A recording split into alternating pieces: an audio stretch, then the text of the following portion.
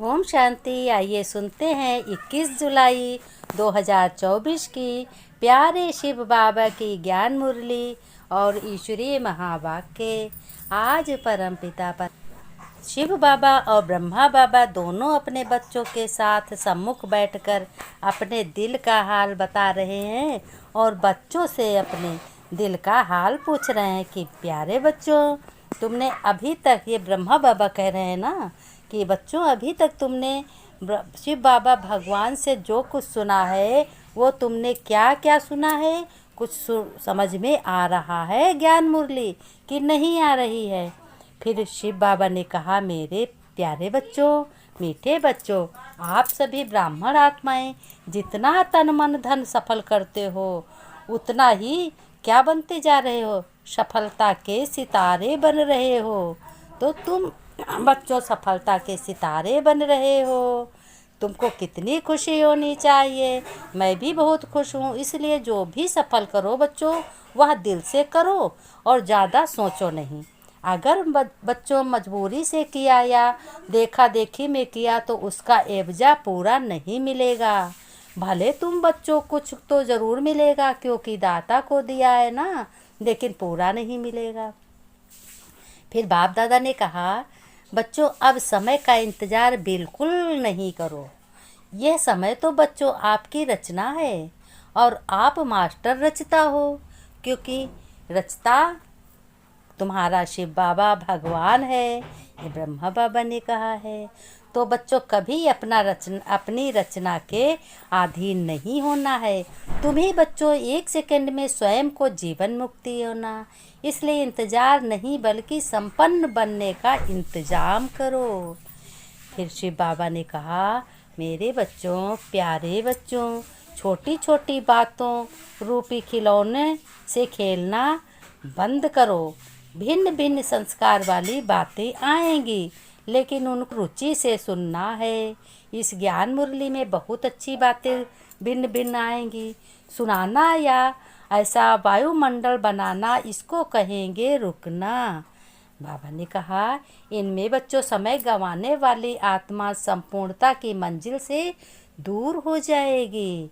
फिर इस समय सबके पुराने संस्कार हैं, वह शरीर के हिसाब किताब बीमारी के रूप में निकलकर खत्म होने हैं बच्चों। इसलिए कभी किसी बात में घबराओ नहीं। तुम बच्चे हमारे होते हुए घबरा जाते हो। आज भगवान शिवदा बाबा कह रहे हैं बच्चों से कि मेरे प्यारे बच्चों, तुम क्यों घबरा जाते हो? तुम हमारे होते क्यों घबराते हो? नहीं, बिल्कुल नहीं। घबराने की कोई बात नहीं। घबराना बंद करो। पास होने का सबसे सहज साधन है सदा बाप दादा के पास रहो, उनको महसूस करो, हमारे साथ रहो, और जो आपके काम का नज़ारा नहीं है उसको पास होने दो। बाबा ने कहा। और जो बाबा ने कहा, बच्चों, आज मास का तीसरा रविवार राष्ट्रीय योग दिवस है। ये जो तीसरा रविवार है मंथ का राष्ट्रीय योग दिवस, सभी ब्राह्मण वत्स संगठित रूप में शाम 6:30 से 7:30 बजे तक योग करेंगे। अपने आप मास्टर सर्वशक्तिमान समझेंगे।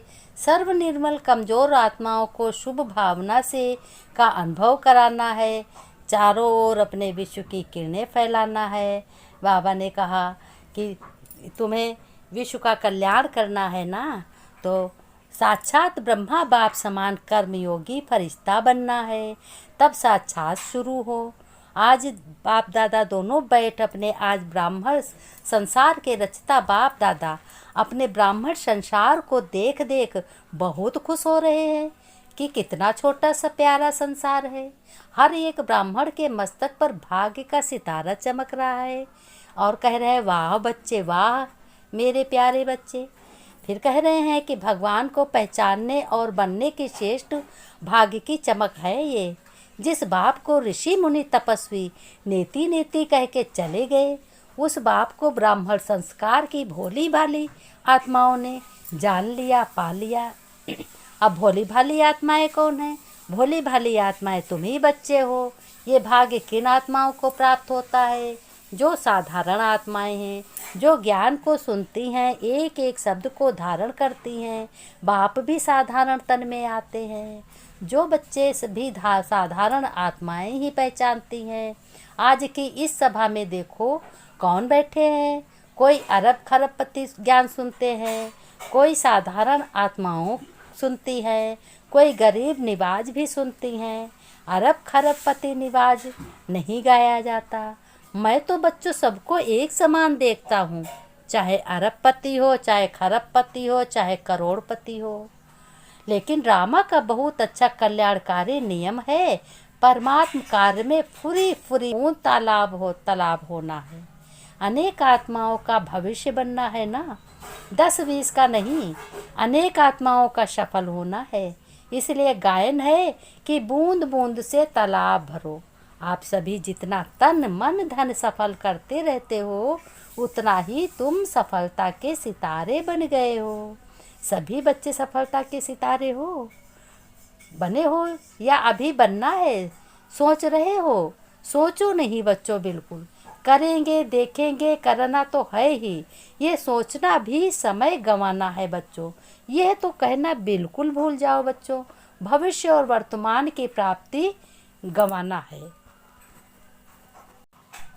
फिर बाप दादा ने कहा, बच्चों निवारण करने वाले ऐसे हिम्मतवान आत्माओं को, सदा ब्रह्मा बाप के स्नेह का रिटर्न देने वाले कर्म योगी फरिश्ते आत्माओं को, स्नेही आत्माओं को, प्यारी दुलारी आत्माओं को, मीठे मीठे बच्चों आत्माओं को, सभी संसार की विश्व आत्माओं को, ज्ञान सुनने वाली और दूसरों को सुनाने वाली आत्माओं को बाप दादा का बहुत बहुत याद प्यार और नमस्ते। फरिश्तों को नमस्ते। प्यारे प्यारे फरिश्तों और रूहानी बच्चों को भगवान का याद प्यार नमस्ते नमस्ते। वरदान में भगवान ने कहा, बच्चों सिर पे हाथ रखो, रूहानी की भगवान वरदान दे रहे हैं। शुभ चिंतक स्थित द्वारा सर्व का सहयोग प्राप्त करने वाले सर्व के स्नेही भव। फिर भगवान ने कहा, देखो विस्तार में बच्चों सुनो।